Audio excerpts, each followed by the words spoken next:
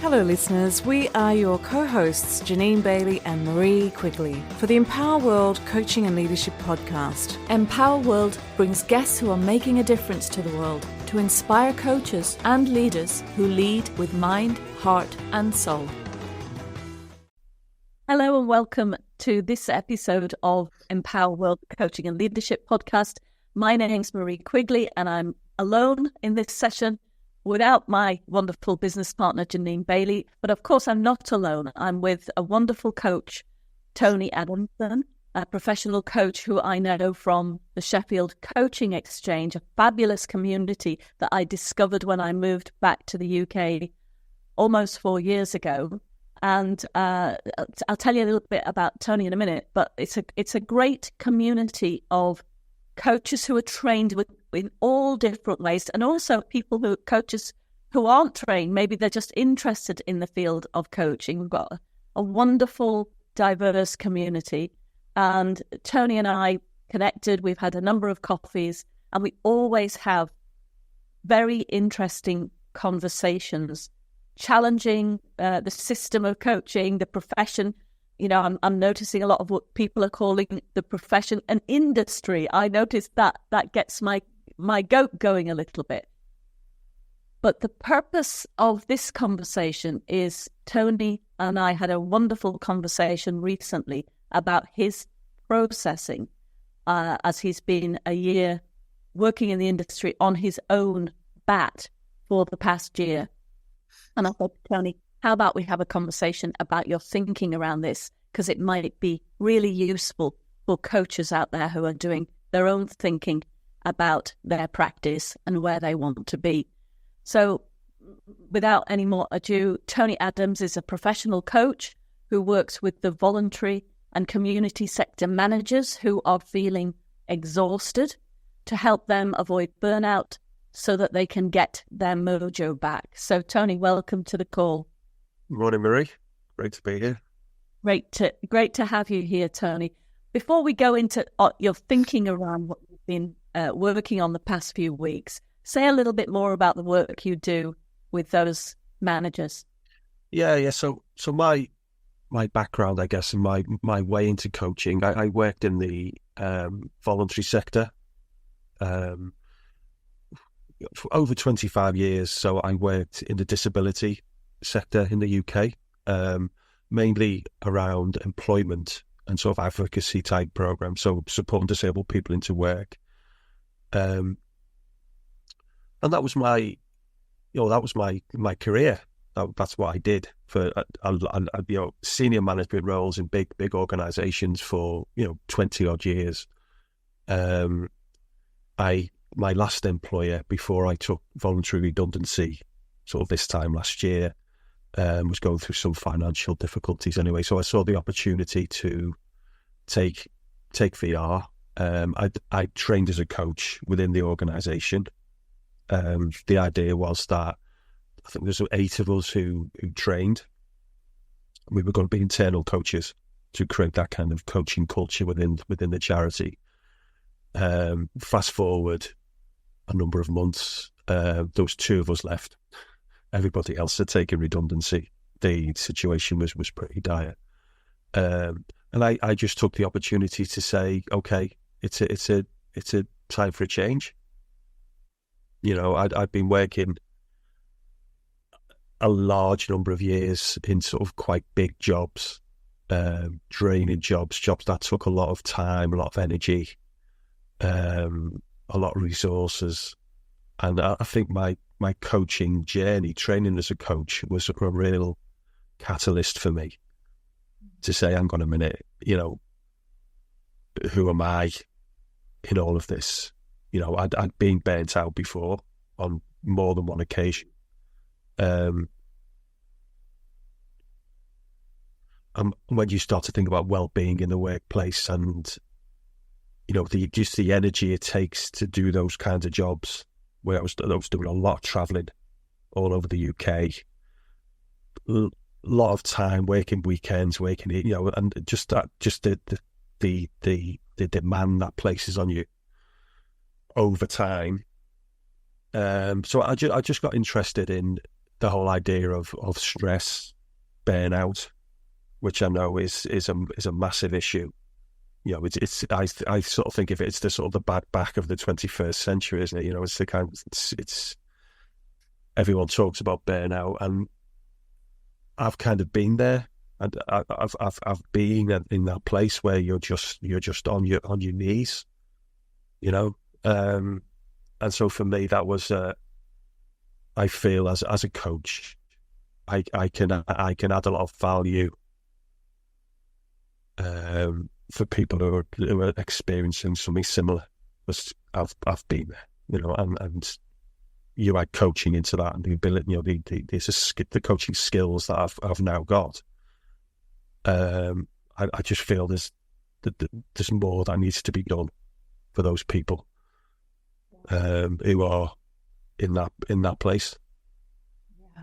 So, Tony, I mean, I hear you in so many ways. I'm working with many leaders at the moment who, those symptoms of burnout are just getting more and more to the forefront.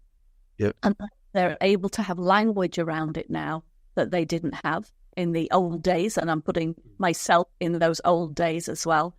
So I think as coaches and people who support other people, we're helping people put language around it and understanding around paying attention to it and doing something about it. And your experience of going through that, no doubt, has impacted who you are as a coach. I mean, you joined our coach training program last summer, I think, and as an already trained professional coach, you could see those beautiful skills that were really strong. You're also an incredibly generous, empathetic, kind man. So all of that combined together makes you really, really valuable, a huge asset in the field of supporting others. So I'm so glad you said yes to moving into your own practice and supporting badly needed this area that's badly needed in the world. Absolutely. And you see it everywhere. Once you start to notice it, you see it everywhere. And what was interesting to me when I was sort of reflecting on this is I've been burnt out when there's too much. You're just overwhelmed. You're on the hamster wheel. You've got no time, no space, no sense of taking a step back, being able to process what's going on. But also, when I left work this time last year, I was sort of burnt out because I didn't have enough to do. Because my job had gone. There just wasn't. And I'm just kind of like waiting to leave. And that was really interesting to me because I was thinking, okay, my sense of burnout is overwhelmed. It's too much. It's actually the other side is true as well. And boredom is boredom the word? It can burn you out as well. And it just got me really interested in the whole idea of energy and how we process our experiences. Because I think it's easy to think about burnout as just being too much. And just everyone's experience of that is going to be different. Our resilience, our resources, what we've got to draw on, the language we have to talk about it. Can we talk about it? Do we have anyone to talk about it with? Just all that is just fascinating. It certainly is, Tony.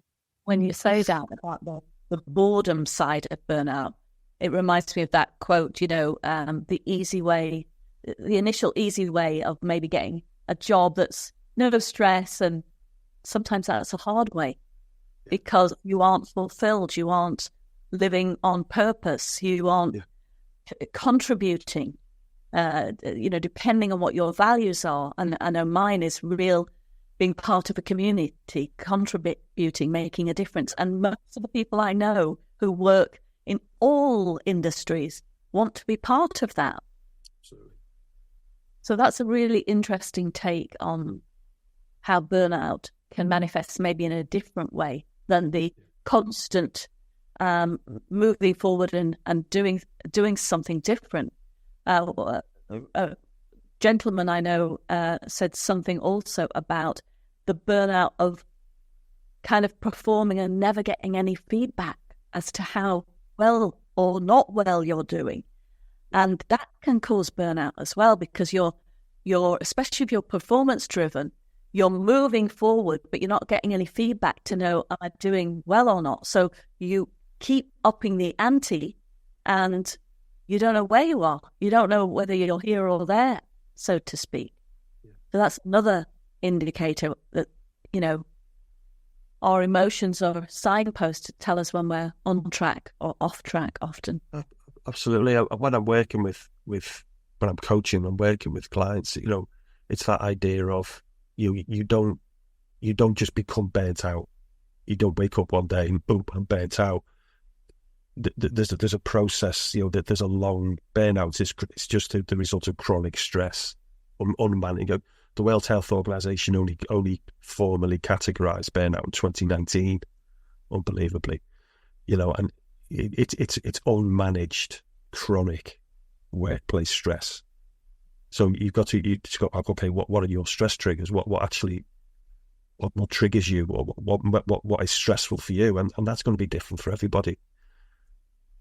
So it's really important when you're working with and coaching someone who's in that kind of on that journey towards burnout, is think, okay, let's take it back. What stresses you out, and then you start to get into the stress response and fight, flight, and all that stuff. And it's really interesting to unpick that with someone and start to think, okay, and that's going to be different. It's going to be different. Of course, we all need some level of stress to, Absolutely. Good stress, and that's yeah.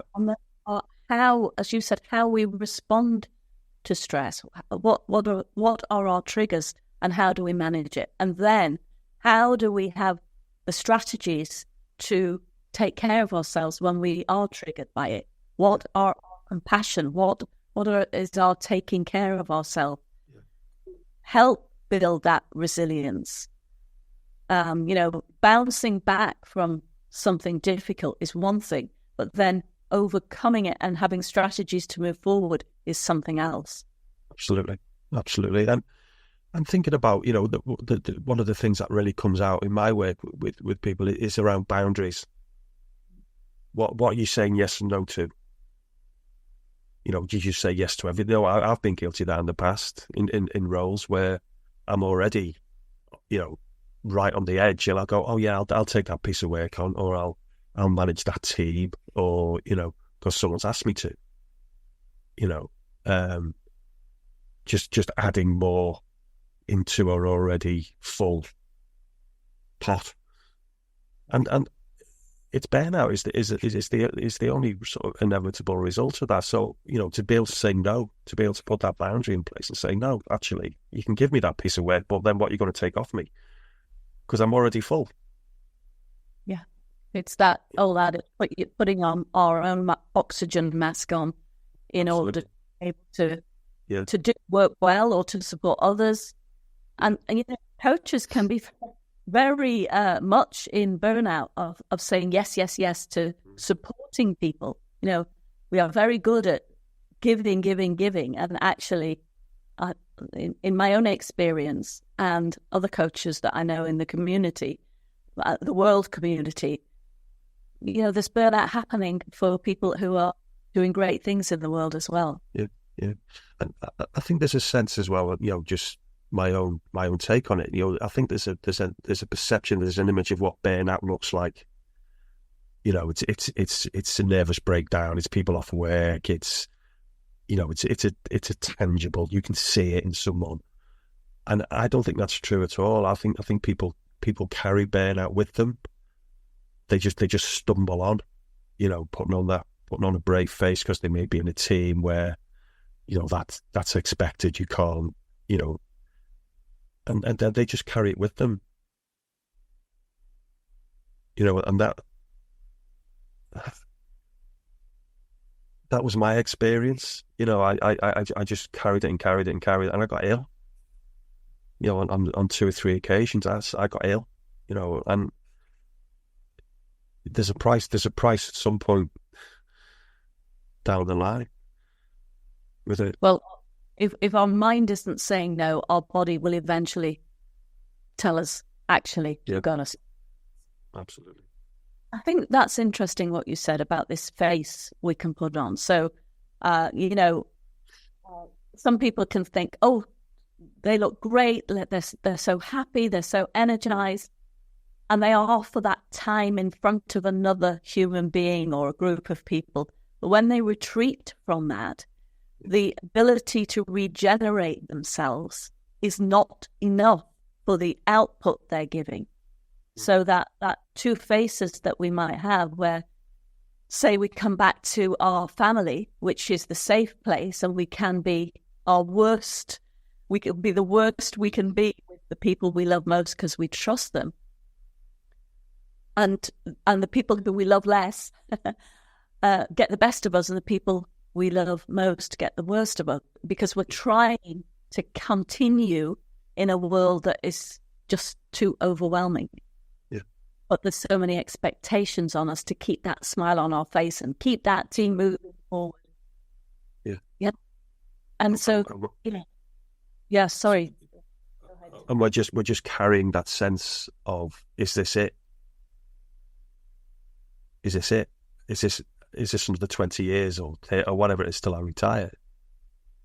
Because it's only going to get worse unless we start to really acknowledge it and start to do something about it. But I think acknowledging it is the first step to actually say, I'm struggling. And for some people, that I know that can be really, really hard, a really hard thing to do, is to admit that, because it's almost like admitting you're failing or there's a weakness, or if you're driven to, but I think a lot of people are in the charity sector, especially, we're very values driven. It's about the mission, it's about the purpose of the organisation. For me, it was around disability. We sacrifice ourselves. And not only is the sacrifice happening to self, it has a ripple effect of impacting the ones you love. Absolutely. So that's the key as well, I think, recognizing, actually, I do need to ask for help, because this is having a knock-on effect on my family, the people I love most. And I'm removing myself from them, or I'm causing a lot of stress in the house because they're trying to manage my level of burnout. It's a huge ripple effect. Absolutely. So what is it you do for people in your work, supporting them? How would you address, or how would you suggest to somebody who's feeling it that they reach out, and why on earth would they reach out to a coach? It's a really good question, and I think, in my experience, I think coaching on a very basic level. So before the coach does anything, it's about creating that space for someone. Similar to therapy. It's a safe, non-judgmental space where you can be vulnerable. You can be that person you don't want to show the world.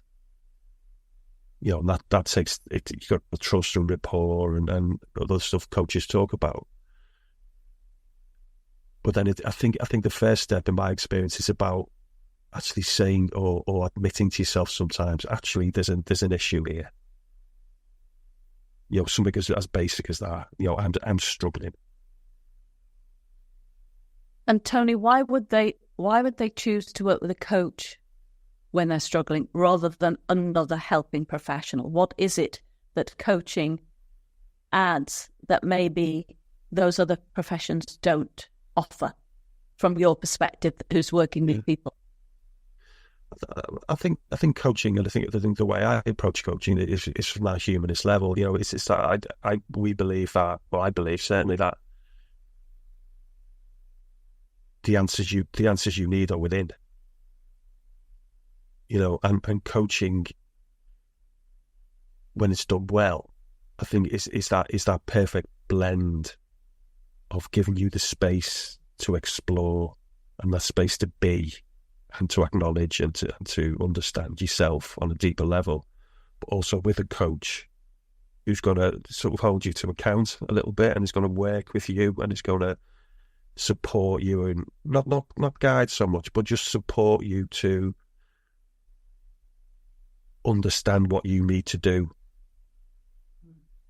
And I always think coaching, it's not therapy, although obviously the approach is similar, but it's therapeutic. Working with the emotions of what's driven you down this road towards burnout, all the stress and all the anxiety around that. But actually, coaching for me is that it's just that blend of challenge, holding you to account, and also support. There was a great on my coach training. There was a great analogy that really resonated. It's like coaching's like rock climbing. So you're 100 foot up a rock face or whatever. So there's obviously a bit of fear and anxiety and challenge there, but you're roped on. So you're not going to fall. And I think coaching is a bit like that. It's the challenge, but the support as well. Fantastic. So it's a place where you can unpack what's happening, but also look at strategies to move forward. Is what I'm.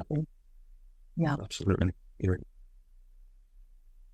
And you've been doing some thinking, Tony, around your own work as a coach, and the processes, and knowing that the world of coaching can be overwhelmingly filled with lots of information about how to do our work. So, talk to me about that first of all, how that process came about. Why did you decide to unpack it for yourself? And what's your learning bit? I think the right question is it's just me. I think is the easy answer to that one. If you go back in the 90s, I actually trained as a counsellor. Way back in the day, 96, post-grad diploma in counselling, and for one reason or another, that career never sort of materialised. I've always had quite an introspective sense of myself and understanding myself a bit more and wanted to drive myself in that way. So training as a coach was a kind of logical step from certainly my work as a counsellor, although albeit, quite a number of years ago, there was a muscle memory when I started to train as a coach. And I think I got to a point where, you'll know, Marie, there's so much stuff out there in coaching, and there's models for this, there's models for that, there's theories, there's there's just so much stuff. And it's incredibly interesting. I love reading, I love understanding and digging into it all. But I think I just got myself into a bit of a place where there's so much of it, it's easy to become a little bit lost in it. Obviously, the core skills and the core ideas of coaching are there. But then I guess the questions we ask our coaches, our clients rather, who are you? What do you want? I think as a coach, you've got to apply that to yourself. And not just once, many times throughout. Not just once. Throughout our careers. Yeah. Absolutely. And we get, we're really curious about our clients and what's going on for them. But actually, I think we've got to apply that to ourselves. So that was just where I got to. And I just thought it would be a really helpful, useful exercise to try and take everything I've learned and really try and distill it all down into, okay, who am I? In all this wonderful research and books and ideas, who am I in all this? Because I think it's easy to sort of become the coach you think you should be. rather than the person you actually are. So for the purpose of a listener coming in, you had done all of this research. You've been reading galore. I mean, I resonate in that so many ways. Yeah. And you thought, actually, who am I in this field of coaching, and how do I define myself? So it started a process of you writing down and compiling your own thinking around who you are as a coach. Is that what I'm hearing, Tony? Yeah, pretty much. And then we'd spoken about it, hadn't we? And your experience, Marie, and having attended your training last year, with you, Janine, I think my sense of you would just make it come alive. And your style of coaching, it's compassionate, empathic, it's all those wonderful things, and that really influences me, and it really resonates with me about, as a coach, coaching isn't just a bucket full of skills and techniques and models. It is that to an extent, but as coaches, we've got to be people first. We're human first. I guess for me, it's about, well, who am I? And I don't think that question. It's just, I'll always be asking myself that question, always, because I don't think you get to. I remember thinking when I first started to train as a coach, it was about one of the things that really appealed to me, it really resonates with me, is you'll never get to the end. Right. The pursuit of mastery is never ending, right? It's never ending. It's just never ending. And that's how it should be. We shouldn't, as coaches, we shouldn't wake up one day and go, oh, I've cracked it. I'm the best coach I'll ever be. And yet, Tony, there's so many shiny courses out there, team coaching, systems coaching, somatic coaching, person-centered coaching. And as coaches, we like to learn. So I certainly have clear boundaries of what do I really want to focus on this year in my learning? How's it going to help? I always think, how's it going to help me first? How's it going to enhance my own sense of self? And then is it going to be useful for the people I work with? That's how I choose my coaching program. As you started to ask, who am I as a coach? To talk us through that process of thinking, and maybe then the next step, what happened when you started to answer that question? I think I asked that question and I just thought, oh, I think for me, my process was something along the lines of, I think my sense of it is that the core, the basics are in place. I can coach. I know I can. The feedback I get from my clients, and sometimes is humbling. It's really humbling, and to connect with that, to really connect with that, and to think, I am being the best coach I can be. I'm being the best human within the coaching relationship. I am the best human I can be. I think that was the question, and it's not, for me at this point, it's not about more models. It's not about loading more stuff in, because that was part of what I was struggling with a little. I'm not struggling with, but that was the challenge, I think. And it was about, who am I in all this? Who do I want to be? How do I want to show up?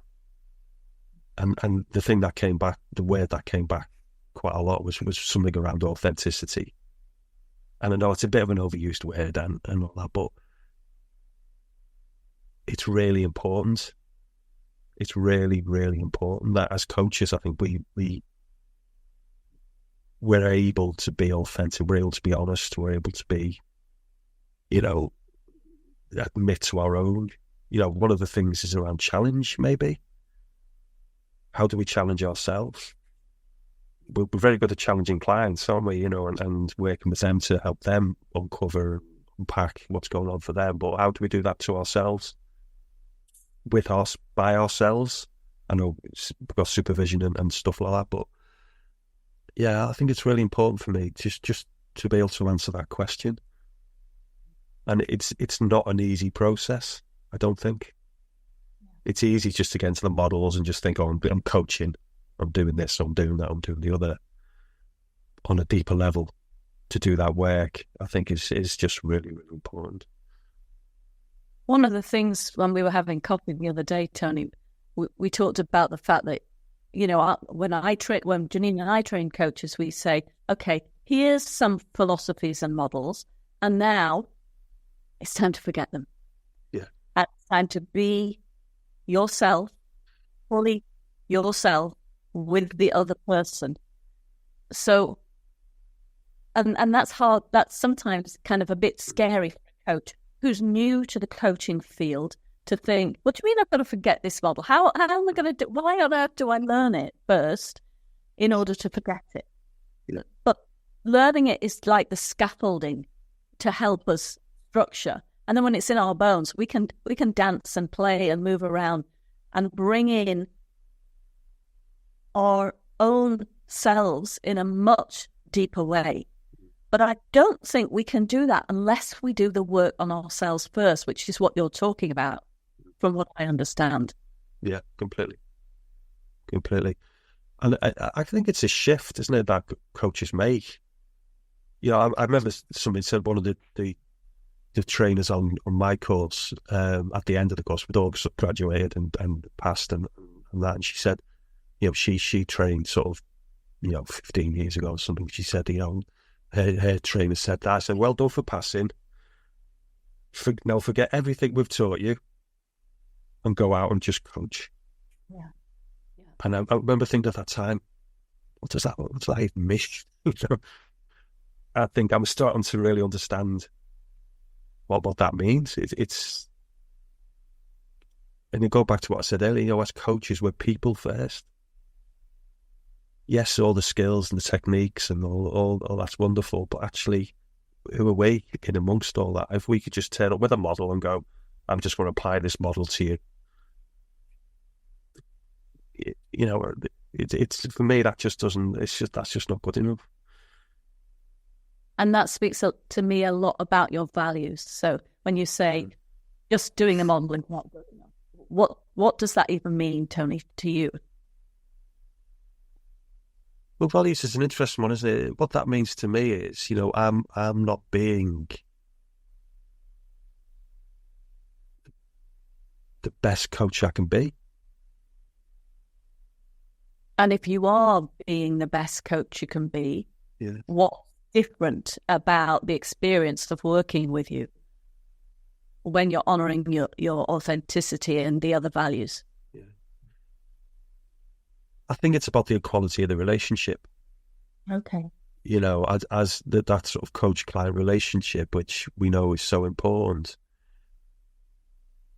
If I'm bringing myself, my whole self to the relationship, I'm not just sitting here applying one or two models to you, so you feel like you're being sort of done to, if you like. It's that kind of that richness, the equality of the relationship that really enables and gives your client the space and the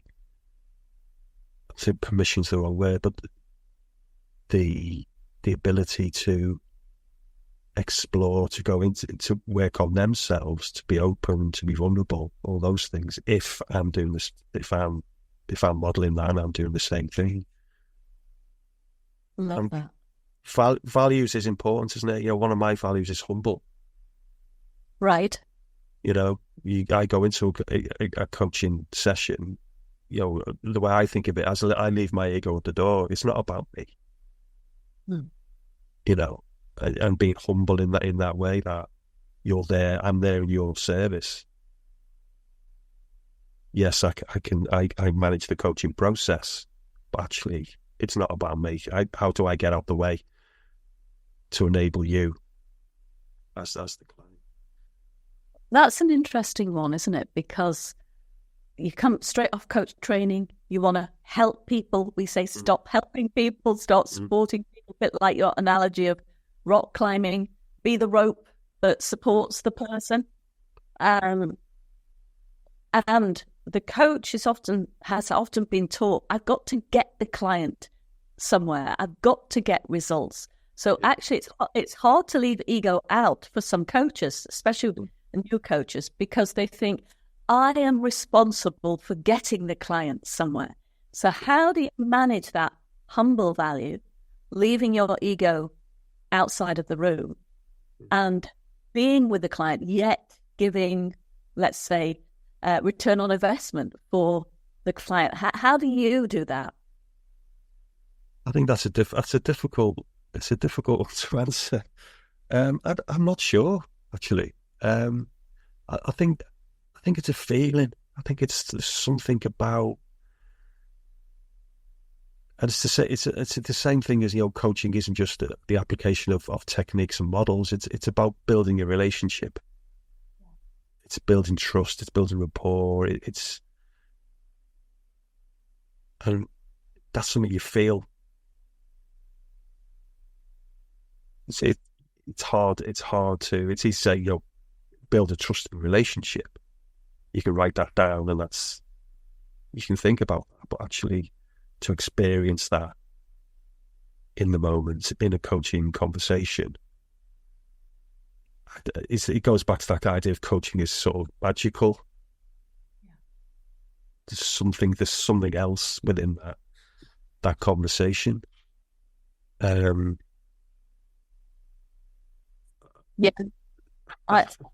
When I'm listening, because I mentor coaches for ICF credentialing purpose, so I get the honor of listening into conversations that coaches have with their clients. It's such an honor. And when the coach comes to me, and I always say, well, what's your take on this? And if it's transactional, there's less human-to-human conversation. But if it's transformational, there's much more of a human connection in the conversations. And when a coach can hear that themselves, they can, as you talk about feeling, they can feel the difference. Yeah. It's a sensation that happens, almost an energy exchange between two energy forces, rather than a transactional experience that happens somewhere. Yeah, absolutely.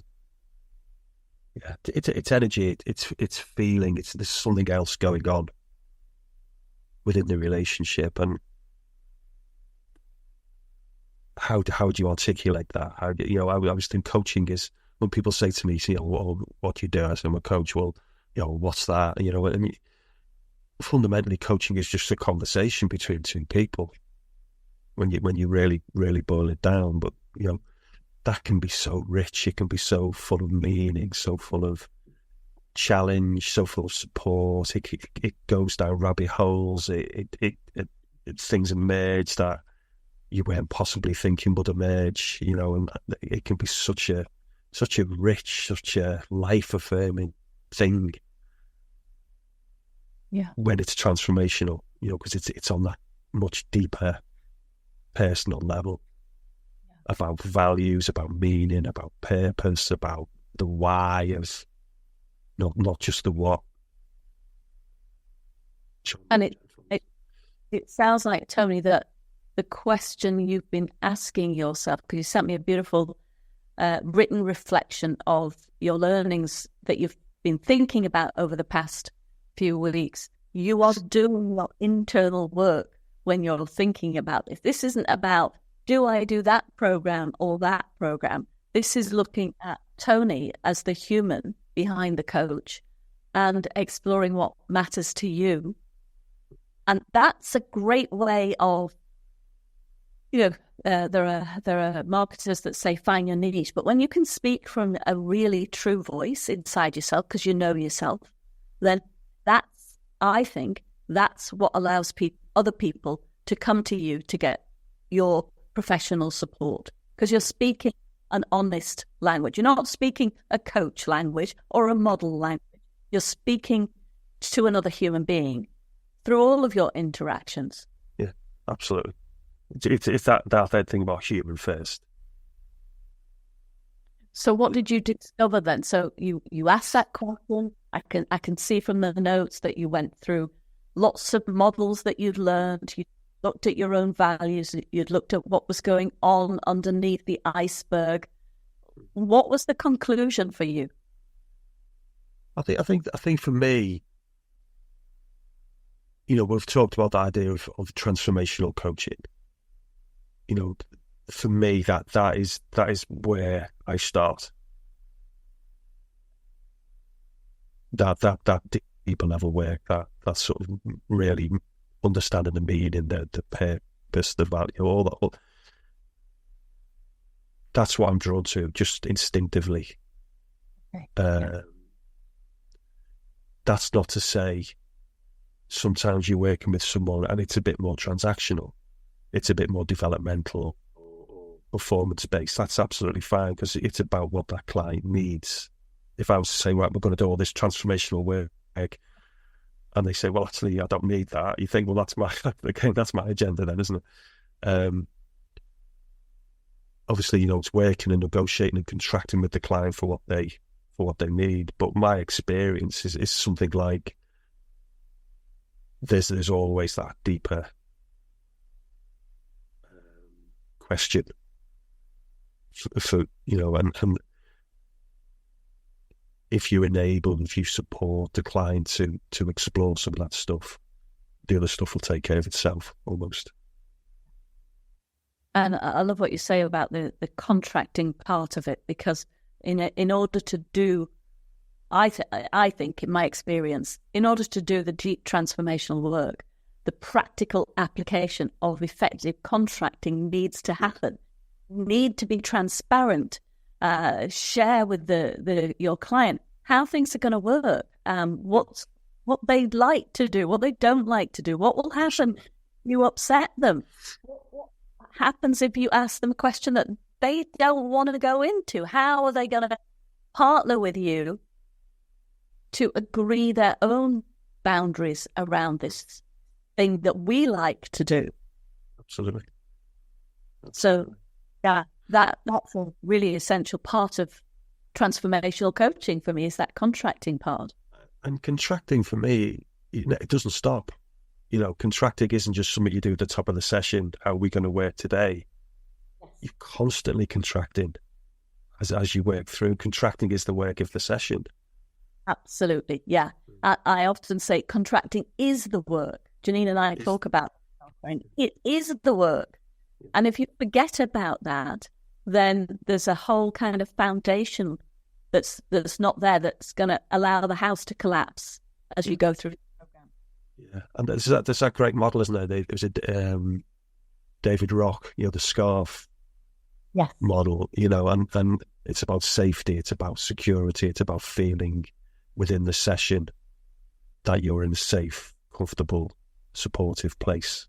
Otherwise, then you start at the stress response can kick in if you feel unsafe. Yeah. So the contracting work, really constantly just maybe just mentioning it, we're going to go here, is that okay? How challenged do you feel at the moment? How up for challenge are you at the moment? How comfortable are you feeling? Are we in the right kind of place? Where do you want to go to? Those kinds of questions. I'm constantly checking in with the client, not to rescue them or to, make the process, less than it could be. It's about just building that relationship, building the trust. That's right. Giving them the sense it's their agenda, they're the ones in control. Yeah, and if we go back to what we talked about in the beginning of our conversation about the work you do with the community and volunteers in Burnout, this safe place, this psychologically safe place that we create together with our clients.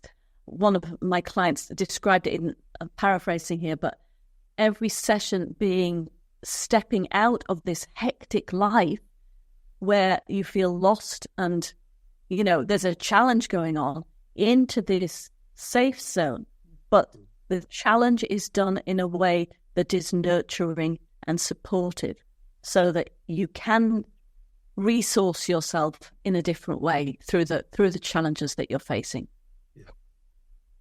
Yeah, I completely agree 100% with that.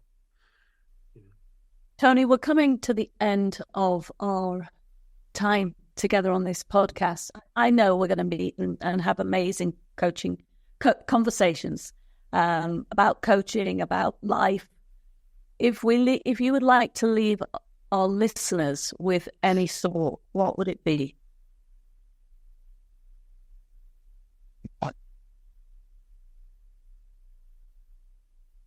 I think the thought that jumps out immediately to me is coaching can be transformational if you allow it to be. It really can, and we know that as practitioners, and I think coaching is one of those things. I think people, I'm generalizing here, but when people say to me, "What you doing?" I say, "I'm a coach," or "What's that?" I think if you said I'm a therapist, oh, okay, people can understand. But actually, I think there's still a perception of coaching, because we know it's a very relatively new industry. I know it's growing and it's getting more popular as the years go on. But there's still a sense that, and I some associate work I do, people, quite often clients will come to the first session with the sense of coaching is about me telling them what to do. I'm going to guide them, I'm going to advise them, I'm going to tell them. And we know that's not what it's about. But coaching can, when it's done on that deeper level, and it's done with you at the centre, the client at the centre, it can be transformational. And I've seen that with you have as well. It's that journey clients go on completely unexpectedly. Well, how did I end up here? Well, it's the process, isn't it? It's the process of coaching. That's beautiful. Beautiful thing for all our listeners, whether you're a coach or a leader, to think about this. If you want to take a step into this journey and you choose the transformation, then it can be that. Tony, how can people get in touch with you if they want to work with you, or if they want to learn from you? Where's the best way to find out? At the moment, I'm still in the process of having some kind of like a website built, but it'd be LinkedIn. So I'm on LinkedIn. I'm active on LinkedIn. Just search Tony Adamson on LinkedIn. They'll find me. Of course, we'll put all notes on our blog and our website for this podcast. So thank you, Tony. As always, it's been a wonderful, honest and open conversation. Thank you for taking the time to share with our listeners today. Thank you for asking me. I think many coaches go through the question of who am I in this work? And so I hope that it's been useful to those who are working as a coach, but also working as a leader who coaches. Who are you? So thank you everybody for listening. If you like what you hear, please share. We want to spread the word with as many coaches and leaders who coach as possible. We believe in supporting communities around the world. We want to make that ripple effect go even wider. So if you like it, share it, comment, and let us know what you think about our podcast as well. Tony, appreciate your time this morning. Thank you very much. Thanks, Marie. Thanks for listening.